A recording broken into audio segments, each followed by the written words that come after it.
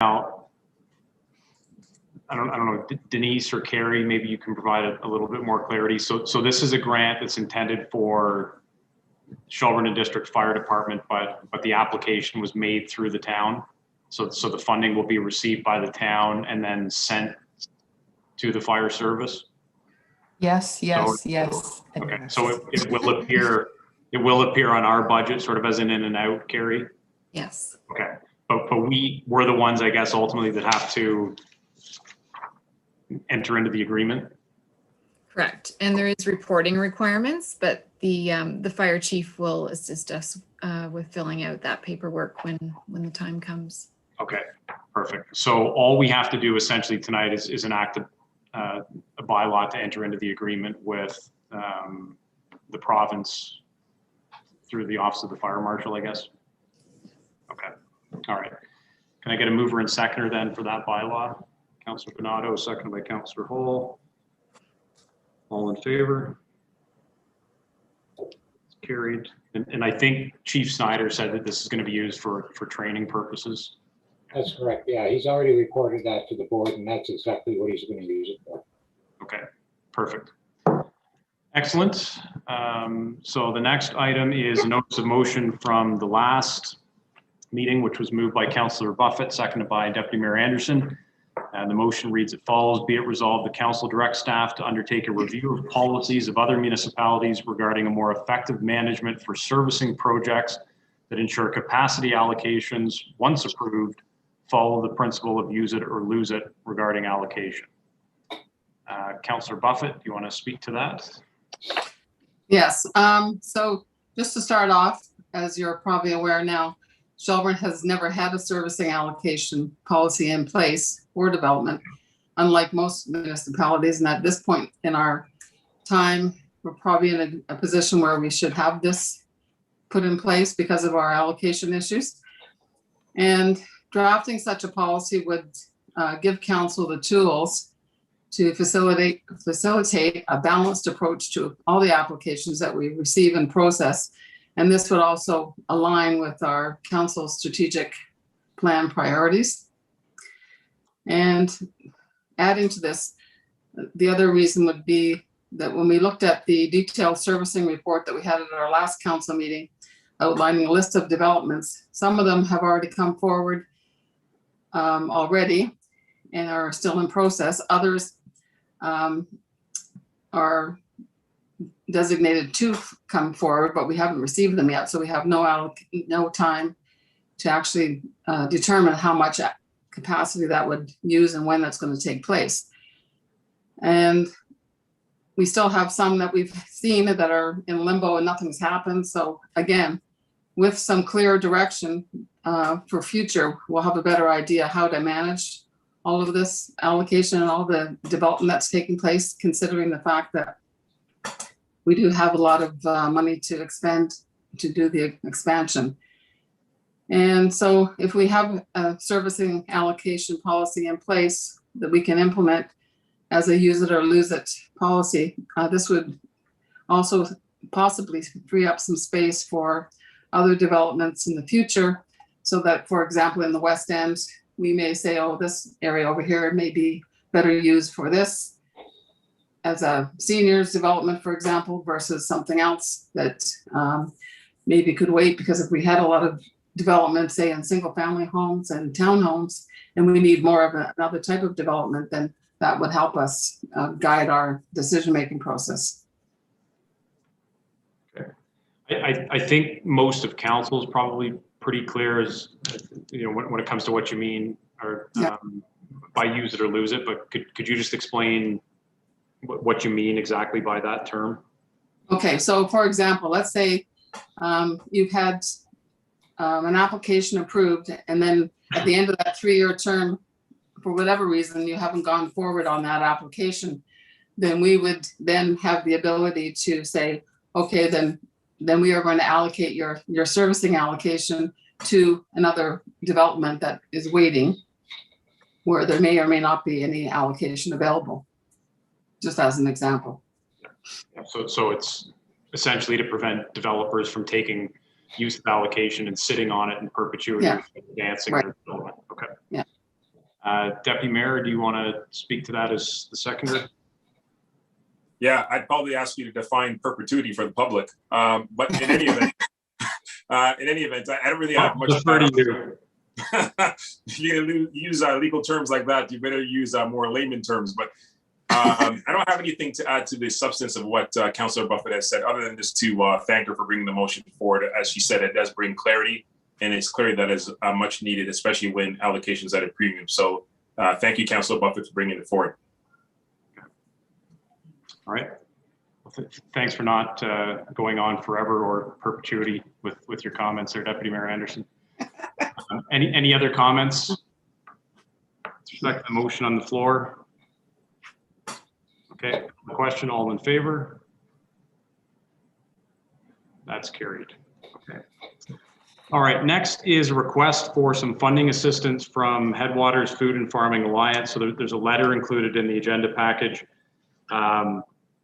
This organization produces the Farm Fresh Guide, and essentially what they're looking for, I guess, is $500 to help cover the costs of an additional 5,000 print copies of that guide to go out. So I guess, you know, ordinarily this would be the sort of thing that would be captured as part of our community grant funding program. But this year, I believe, as in the past couple of years, we have kept some money in reserve in that account for requests such as this that come up outside of the regular application process. So any thoughts on this?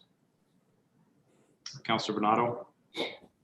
I'd like to make a motion that we grant the $500 to this organization because it is something that provides food from local farmers and whatnot for people in the community. And with the fact that we do have some money in reserve, I think this is a good organization that we should be funding, and we should be assisting them in whatever capacity we can. So $500, if we can provide it out of that fund, I'm willing to make the motion to move it forward. Okay, sounds good. Is there a seconder for that? Councillor Wagner. Carrie, just for interest sake, can you remind us how much money we have left in that fund? I Sorry. believe there is 3,300. Okay. Yeah, I thought it was more significant than in the last couple of years. So Yes, okay. it has been, and I don't believe anyone has drawn on it so far this year. Okay. Excellent. Any comments on the motion? Discussion? All in favor? That's carried. All right. And last regular agenda item is the Community Excellence Award nomination. Nomination form is in the agenda package. Can I have a mover and seconder to receive that nomination and invite the recipient to the virtual presentation scheduled for April 26th?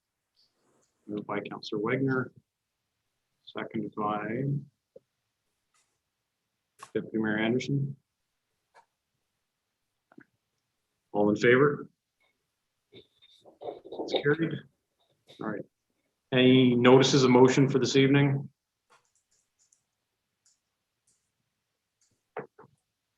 Deputy Mayor?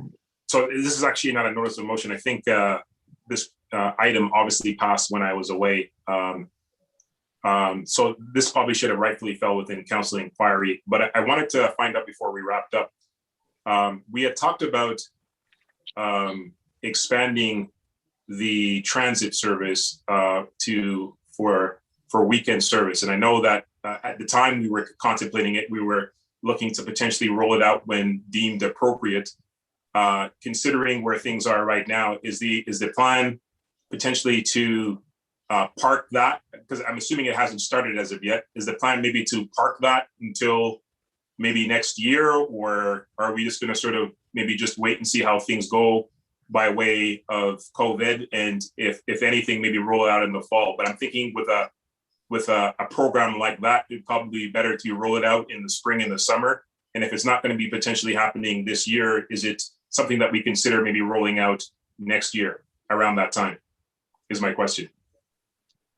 Denise? So through the mayor, we're in the midst of finalizing with Grey County the rollout starting in early to mid-May of this year and running till the end of October, based on the realignment of the monies that council approved for the bus shelters. And that was, again, before this, the latest emergency order and lockdown was directed. I certainly can follow up with Grey, but the weekend service was also based on looking at adding 2 additional stops because the town of Shelburne is covering the cost within the town of Shelburne, which would give people more flexibility to move from one end of town to the other.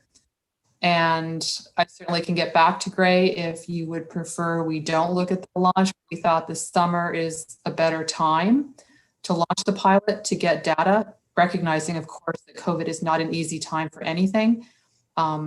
And again, for the whole month of April, we know that retail will be closed in Orangeville, which is one of the destinations. So I certainly know that they started developing the marketing materials because they wanted to be ready for a mid-May or early May start. And I was going to actually bring back an update to council at the next meeting. Okay, I mean, we could wait and see what the report is and what Grey County is saying with respect to the rollout in light of the circumstances. Because if, I know that council has approved it, but if we're not going to get bang for our dollar rolling it out in May because of the restrictions, then obviously it may be something we want to roll over. But yeah, I think it's a good idea just to see what happens by way of the report. So the current emergency order is set to expire. Jennifer, can you remind me? May 5th. Okay. So, I mean, assuming that's not extended, which I guess is too hard to tell right now, then a mid-May commencement would still be okay. But maybe it's worth just having that chat with Grey to say, look, at in the event that we are still in kind of a lockdown situation, is this something that can be, even if it's pushed back incrementally until the lockdown opens? Because I agree with the deputy mayor. I mean, there's no sense commencing this program when we're in the midst of a lockdown if we do happen to get extended.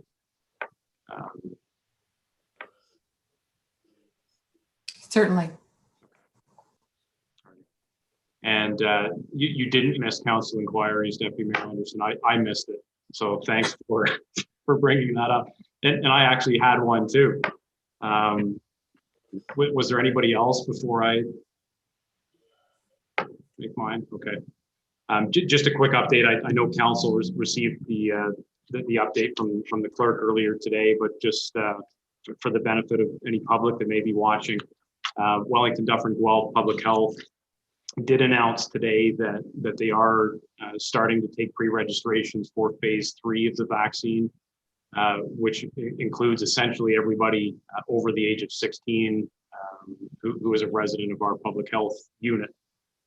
Which is great news. I think we're probably the first in the province, Jennifer, or if not among the first, to move that quickly. So the pre-registration doesn't mean you're going to be in getting a needle in your arm next week. I think they're still looking at June for phase 3, but at least you can get registered now. So certainly all of council and anybody else watching, please encourage everybody to get on that website and get registered. Everybody sure? No other inquiries? No. Okay. All right. So that takes us to communications, a long list of items there. Is there anything that anybody wants to deal with? Councillor Wagner? Yes, thank you very much. So I would like to pull out number 10 and I guess I don't know if I have to create like a motion for this or how this would work, but basically just to support the town of Mono and the township of Wellington in their endeavor to request the government to review and or possibly increase fines for speeding.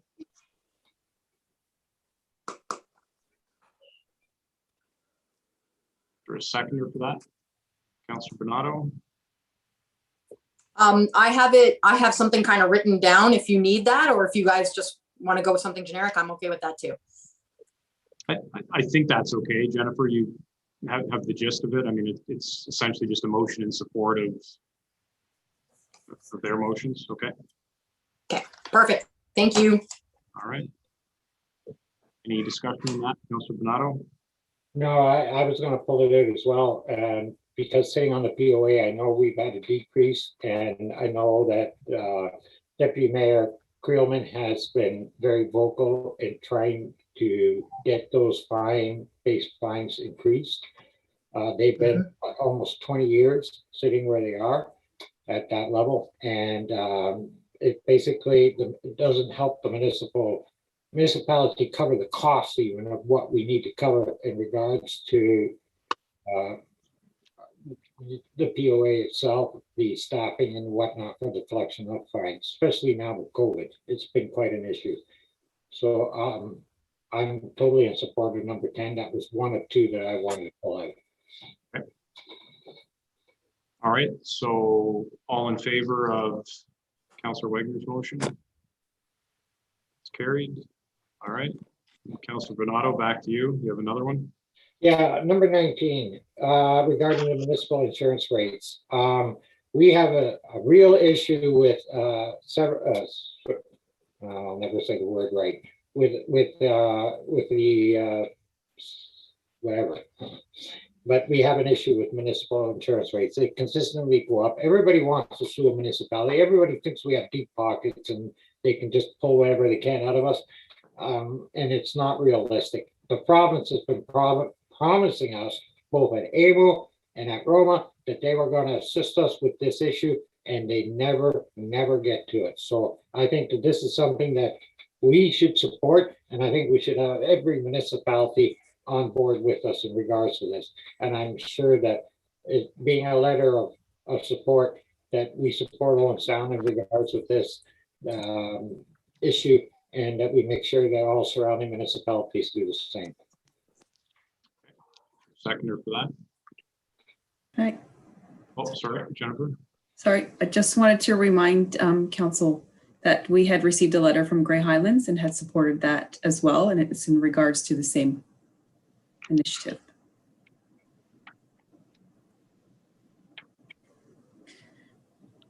Okay. Yeah, that was a couple months ago, maybe. That was at the beginning of March. Yeah. Oh, okay. Yeah. So is it redundant to do it again, Councilor Bernardo? No, we didn't support it. It's something I'm sorry I missed. We have done it in the past, but it like I said, it seems as something that the province has not helped us out with, and our costs in insurance has been going up and up and up, as the CAO has reminded us. This year it's gone up considerably, and I think it's something that we need to get on board and get the province on board. And if we have to keep sending them and reminding them that they need to support us in this, then let's do it. Okay. All right. So I did see a couple of hands go up there to second that motion. Councilor Wagner, okay. You can return the favor. All right. All in favor? It's carried. Okay. Anything else in communications? Okay. All right. Can I get a general motion then to receive the items that we didn't pull out? Councillor Buffett, second by Councillor Hall. All in favor? It's carried. And can I get a motion for the confirming bylaw? Councillor Bernardo, second by Councillor Hall. All in favor? It's carried. And a motion to adjourn. Deputy Mayor Anderson, seconded by Councillor Wagner. All in favor? Carried. All right. Thank you all. A little later than we've been used to, but we got through a lot of stuff, so it's good.